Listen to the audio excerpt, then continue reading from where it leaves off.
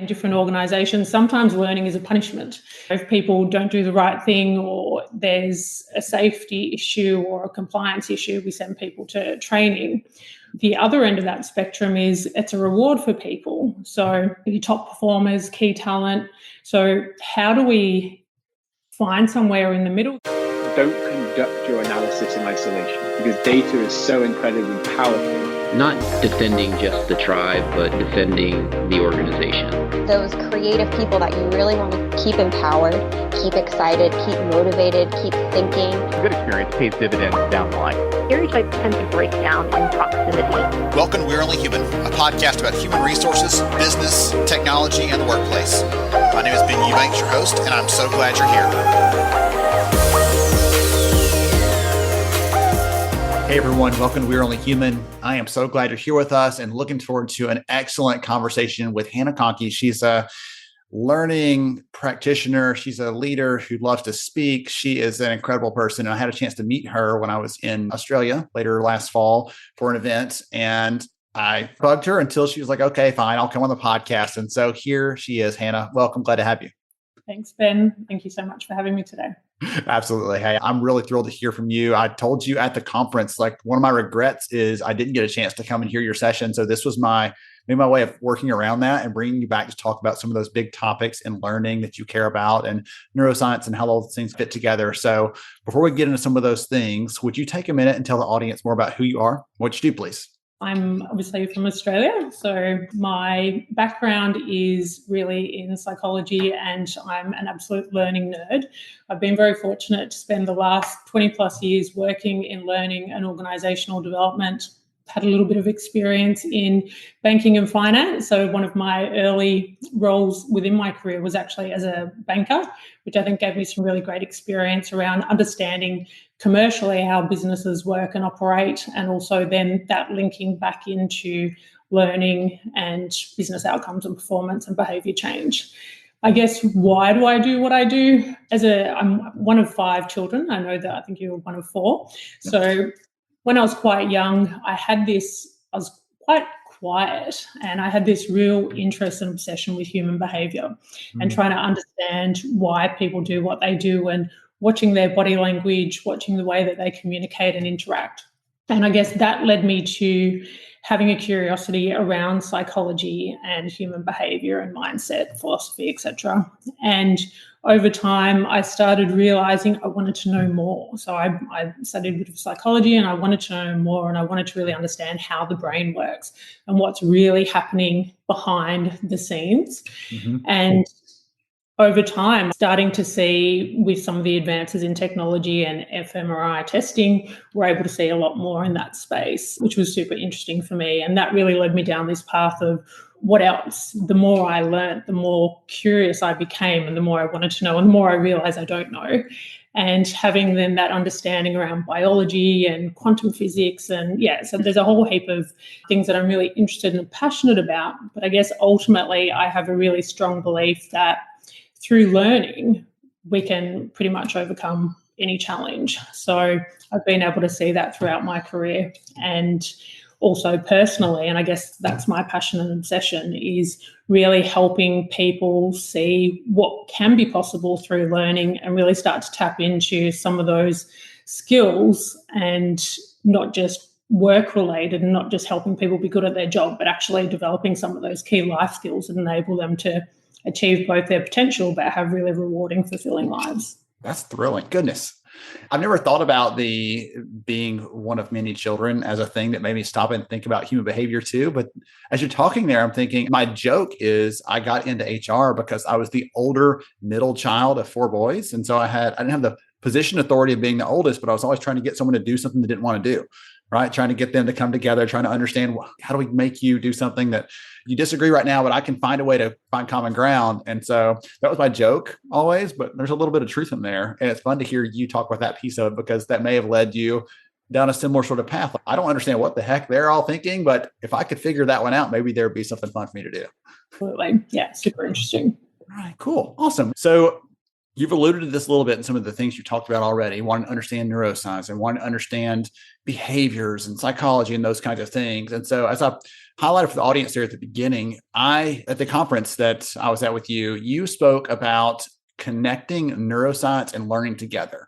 And you've already teased for us a little bit how those intersect, but I'd love for you to really play that out. How do those things come together? Because most companies, when they're thinking, oh, great, we got to schedule some training, they're not thinking about how your brain works and the other pieces there. And I'd love to hear more from you about how those two things really intersect.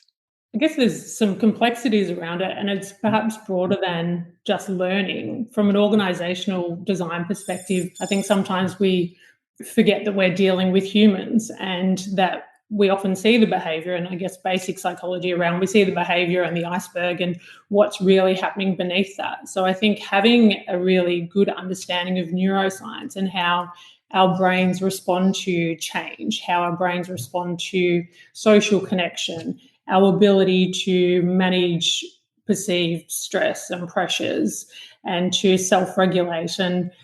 Also, I think particularly for leaders or people in general, our ability to, when there's so much information coming in, how do we really focus in and laser zoom in on what's really important to help us make decisions? And I think we're in a time now where there's more information coming at us than ever. We can easily access any information anytime.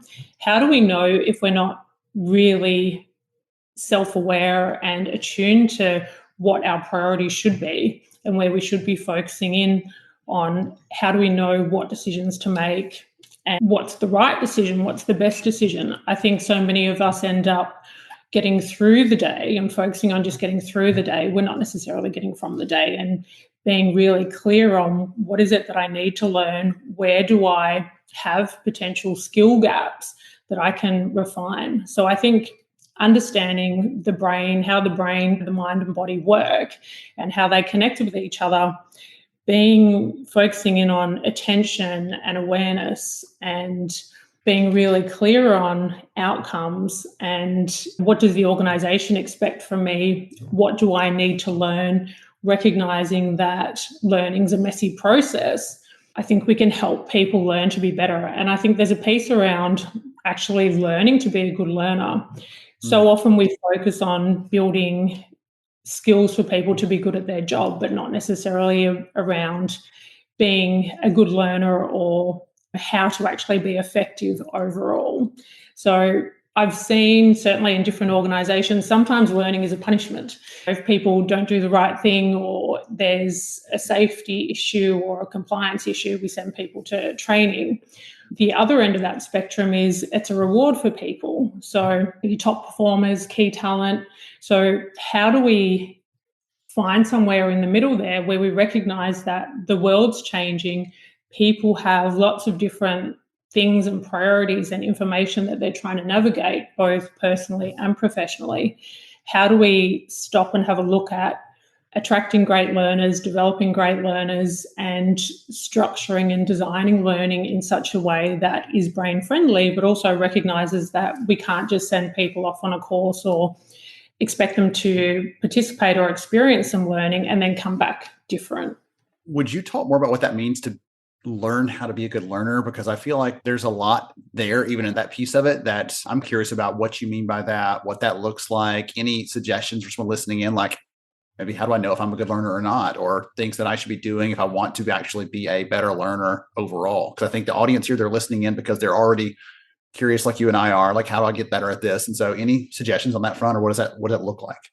I guess the first piece is having and adopting a learning mindset. So wanting to learn. And I think that's something that has to come from within. No amount of being told that you need to learn or that you need to be a good learner or that it's important that you learn or become a continuous learner really makes enough of a difference. I think having that curiosity and wanting to learn and keeping it small, keeping it bite-sized.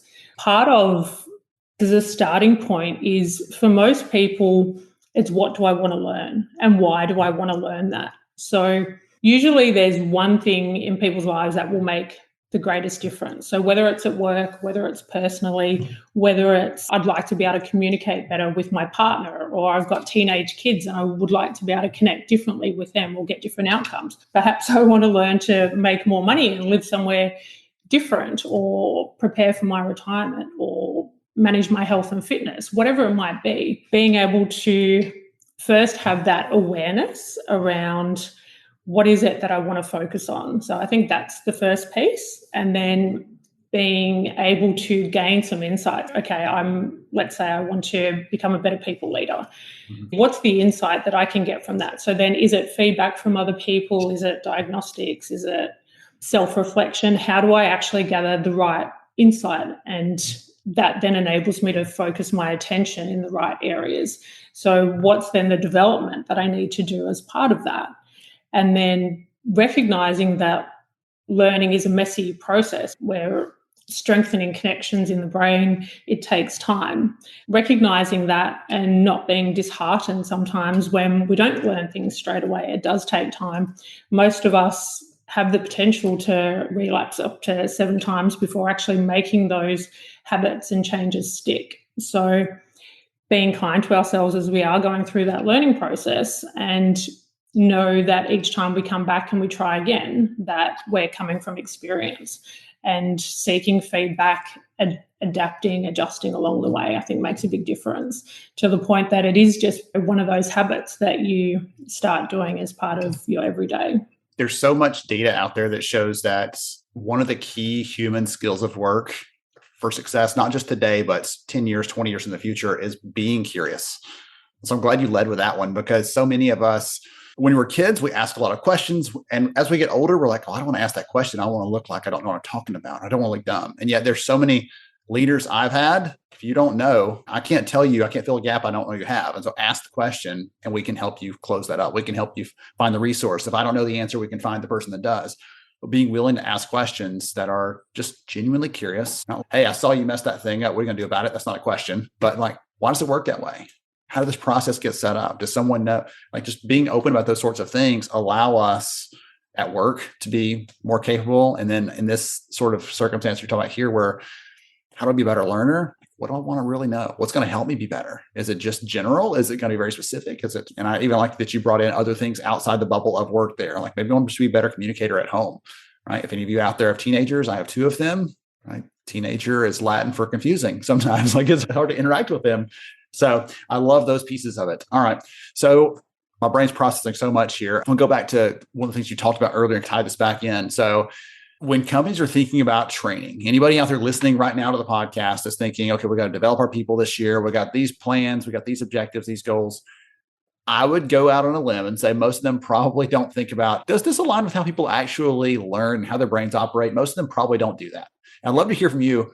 Since they're generally not doing that, probably, and you can correct me if they're like actually doing that and I'm missing it, but if they're not doing that, what's the cost? What's the consequence of not connecting those 2 things together? I think there's a couple, and that is, it has it. So even from a psychological safety perspective, I think it can create extra pressure and perceived stress and anxiety for individuals who go and participate in, training or a learning program and feel that they should do that, and then be able to come back and have a change in mindset, performance, behavior, capability uplift. So if the learning experience is not designed in such a way that enables them to achieve what they need to, then that creates some potential issues for the individuals. And also then they're back in their role trying to perform whatever task or activity it was and not necessarily feeling capable or confident. Additionally, recognizing the fact that the organization's invested them, so potentially they're feeling like they should be able to do better and not wanting to then go back and ask for help or say that they still don't know how to do it because they've been to training. The other part is for organizations, they're not getting the outcomes. So I think sometimes what can happen is we, particularly as learning practitioners, are not necessarily clear on what the outcomes are. I'm sure many people can relate to this. A stakeholder in the business might come to us and say, we would like a 30-minute e-learning or digital learning piece on X. And if we just take that request and deliver it, that's great. We've delivered on the request from the business. However, we haven't necessarily asked enough questions to truly diagnose and understand what the problem is that we're trying to solve. And I think there's a really key piece here around making sure that we are asking the right questions and really understanding what's the problem that we're trying to solve, what do the outcomes need to look like for the business or organization or customers as a result of people going through this learning. How are we going to measure the impact of that? One of the things I found really helpful was moving away from just working in a learning role into organizational development, being able to see that end-to-end employee life cycle and alignment back to the business. So I think for organizations, really understanding we're time poor, there's a cost to the business to take people out to participate in learning or training. There's work that's potentially not getting done. And there is an expectation that there is some type of change and outcome for people participating in learning. So getting really clear on it, making effective use of the time, both for the business and for the individuals, and being really clear on what the outcomes are, both for the individual and the business as an expectation. And are they achievable? Can we actually meet those? We sometimes tend to want to cram everything in, and let's say we've got a couple of hours or a day and we want to teach learners everything in that, but we can't. It's not actually the best way for people to learn.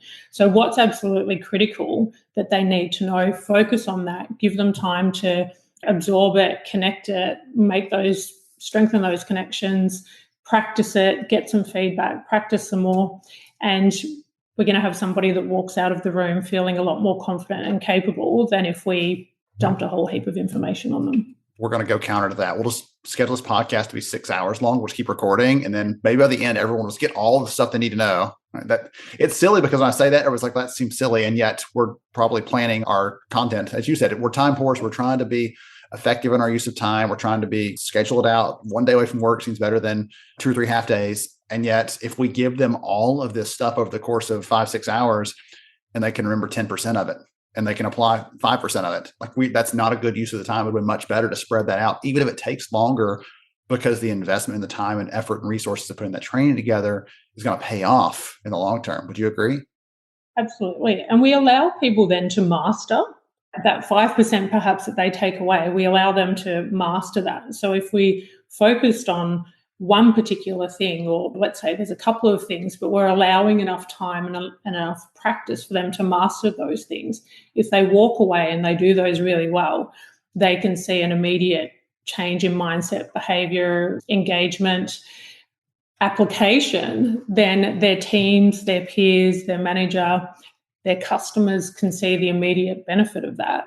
And then I think it also reinforces the case then for future learning.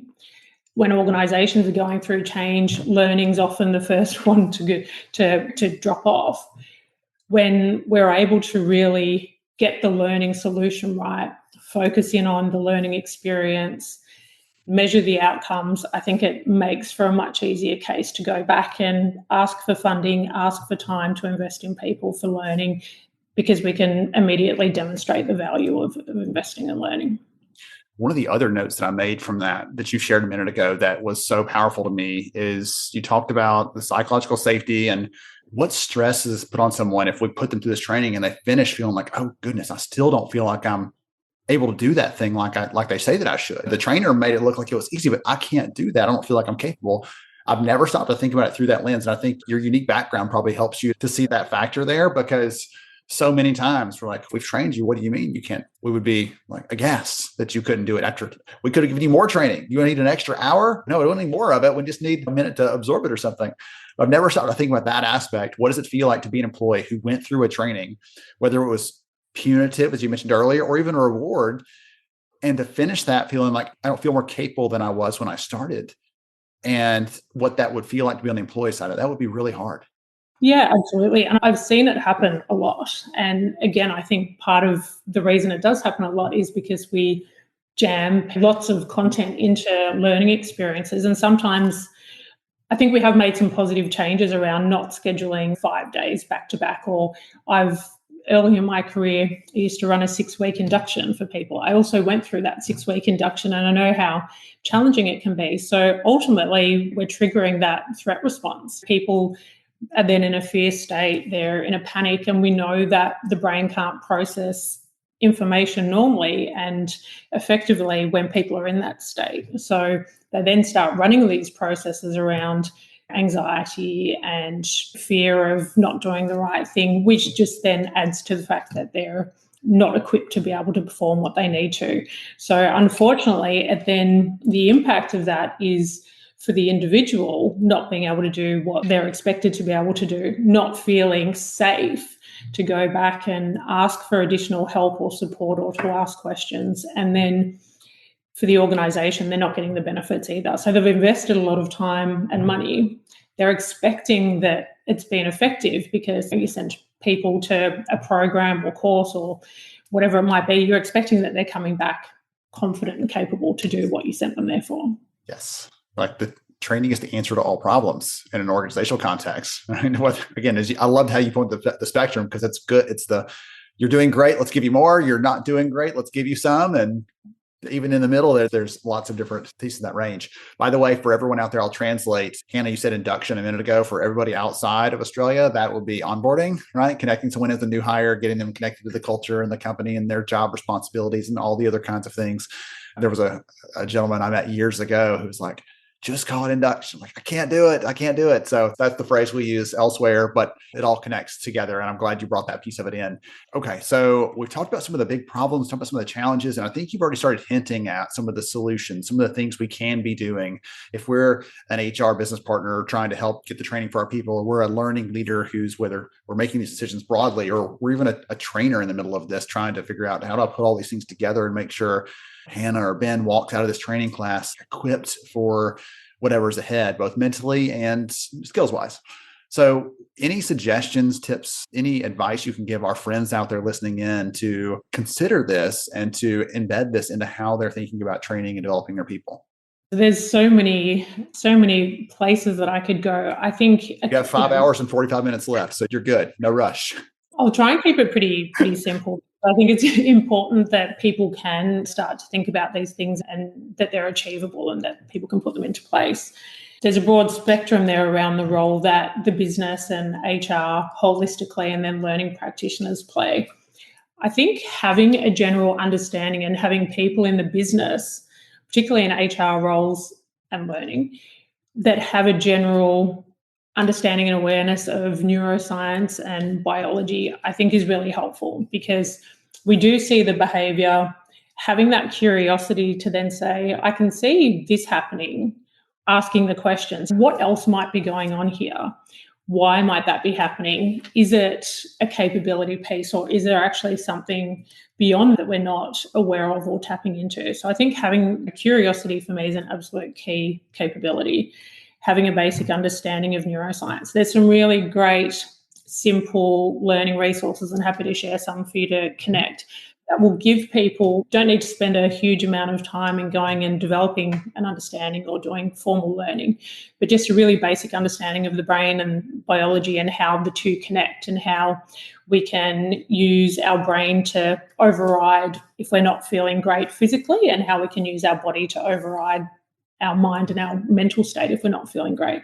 The other parts are how we structure and design learning, recognizing we want to keep it relatively specific and give people enough time to focus in on what is it that I need to learn, why do I need to learn that, how do I learn it, and having plenty of opportunity to practice and make mistakes and know that learning is messy. It doesn't just happen straight away, and that's why it feels uncomfortable, and that's okay. I think creating that safe environment where we're enabling and rewarding people for failing in a learning environment. So having enough time. I like the Pomodoro technique, which is your 25 minutes focused learning and then 5 minutes at the end of that. Don't pick up your phone, don't respond to emails, don't go and talk to somebody else unless you're talking about what it is that you've just learned. Having that time to actually allow your brain to strengthen those connections and make sense of what you've just learned. A really good technique that I use that I find helpful is if I do some learning, so whether it's reading or participating in learning or watching something online, I will do that for 25 minutes, then I'll take the 5 minutes, I'll think about it, maybe I'll write some notes, and then I will, by myself, just sit and pretend that I'm talking to somebody else and explaining it. Just really simple strategies like that I think are helpful for learning, and less is more. Ultimately, we're working with humans. I think there's a really great connection and intersection between the collective intelligences, so your artificial intelligence, human intelligence, and your spiritual traditional intelligences. I think we're starting to see a lot of that coming together through some of the older traditions around breath work, around meditation, and your hot and cold therapy, different ways to use some of these practices to calm the mind and the body. So I think helping our leaders and our people reduce the amount of information that's coming in, focus in on what's important. How do we help them set up their week? How do we help them set up their day ahead? How do we help equip them with the tools to build self-awareness and self-regulate their emotions? And I think some really simple strategies that are effective are around breathing, being able to actually calm our mind and body, think about our presence when we show up, the energy that we bring to the meetings, to our team, to difficult conversations. We bring that energy with us. And if we've got all of these other things happening at home, or what just happened in the meeting before, or what we're about to go into after this conversation, we're not truly present. So helping leaders and employees manage their time and be really intentional about how they want to show up, how they're presenting themselves, how they're communicating, what they say yes to and what they say no to, and helping them effectively be more effective through managing that mind-body connection. As you're talking, I'm reflecting back on some of my own learning experiences and thinking, if only it had been something like this, like you're talking about here, where there's a little bit of space to actually consolidate what I've learned, or to stop and reflect back on how I would apply that. Okay, I just heard this thing from Hannah. How would I teach this to someone else if I was trying to give them the Cliff's Notes of what Hannah just taught? And that's a great exercise. I learned that myself when I'm teaching a lesson or something like that at summer camp for a bunch of kids. It's one thing to say, oh yeah, I know that topic. It's another thing entirely when someone says, hey, okay, go teach 28-year-olds how that works. Oh my goodness, how do I? Okay, I have connected to their experience. I've got to make this thing relevant to them. And then how do I make sure it's not overdone? And all the good stuff there. Goodness, I've got so many notes from this conversation, and this has been exactly what I had hoped it would be, Hannah. I've got some great ideas from this, and I'm very sure that everybody out there listening in has as well. Some good suggestions, very practical tips and ideas, as well as some of the bigger picture things, like thinking about how we and the people around us are able and willing to learn or not. Are we ready for those kinds of things? All that kind of good stuff. You mentioned you're going to make sure and share some of those things over, so we can put that into the show notes. If someone wants to connect with you, is LinkedIn the best place to do that? Yeah, it is. Okay, perfect. I'll make sure and get your LinkedIn into the show notes as well, so people can reach out to you. Thank you so much for being willing to get up early your time and spend some time with us here on We're Only Human. I appreciate it so much. It's been an absolute pleasure. Thanks so much for having me, Ben. Yes, ma'am. To everybody else out there, go out there, think about your people, think about how they learn, how you learn as humans, connect those things back to the training and all the other kind of things we heard from Hannah today. Go back and re-listen to this. There's so many good takeaways. You're going to miss some the first time, I guarantee it. And we'll catch you again next time on We're Only Human. Thank you so much for joining me on the show today. I'm honored to have you as a listener. If you enjoyed this episode, please take 10 seconds to rate it at iTunes, Stitcher, or wherever you listen to your podcast.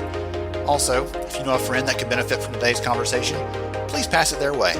After all, a rising tide lifts all ships. To see show notes, sponsor information, and our full show archives, visit onlyhumanshow.com.